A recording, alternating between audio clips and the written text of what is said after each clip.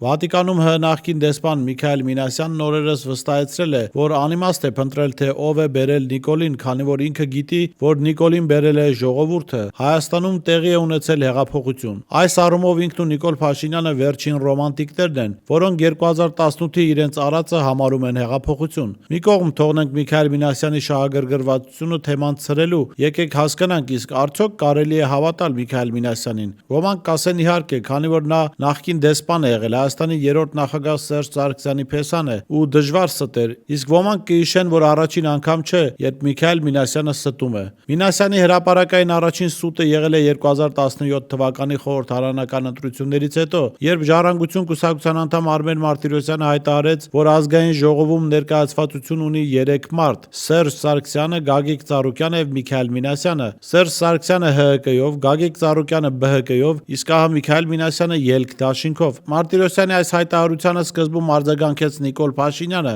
իր հարազատ ոճով, զրպարտությամբ։ Փաշինյանը հայտարարեց, որ ինքն էլ կարծում է, թե Արմեն Մարտիրոսյանը կապ ունի Միքայել Մինասյանի հետ։ Մի քանի օր անց թեմային ստիպված եղավ արձագանքել Միքայել Մինասյանը։ Հիմա յուրաքանչյուրը ձեր կողմից ստիպված ավելի շատ ցավ պիտի պատճառեք ինձ, ցույց տալու համար, որ կապ չունեք ինձ հետ։ Մի բան, որ ի սկզբանե իրականություն է, բայց ցավոք չգիտեմ ինչու դեռ քննարկվում է, համեմվելով դատարկ հորինվածքներով։ Իմ անձնական հեռակա կարծիքը ձեր հանդեպ բարեկամական է, առանց որևէ կանխակալ բայցերի։ Այդ դեպքում որքանով է ազնիվ ինչ-ինչ հարցեր իրար հետ պարզելուց անպայման ու հետևողականորեն օգտագործել իմ անունը, որը տվյալ դեպքում նաև Հայաստանը ներկայացնող դիվանագետի անունն է։ Խնդրում եմ ձեզ, դադարեցրեք հորինվածքների այդ բանավեճը, այն ոչ միայն տհաճ է, այլ նաև վնասակար իմ աշխատանքային գործունեության տեսանկյունից։ Մարտիրոսյանին ու Փաշինյանին ուղղված նամակում գրել էր Մինասյանը։ Արդեն 2020 թվականին Մինասյանը նույն վստահությամբ պետք է հայտարարեր, որ տարիներով ֆինանսավորել է Փաշինյանին։ Մինասյանն իհարկե պնդում էր, որ ֆինանսավորել է, քանի որ լինելով գործող նախագահի փեսա,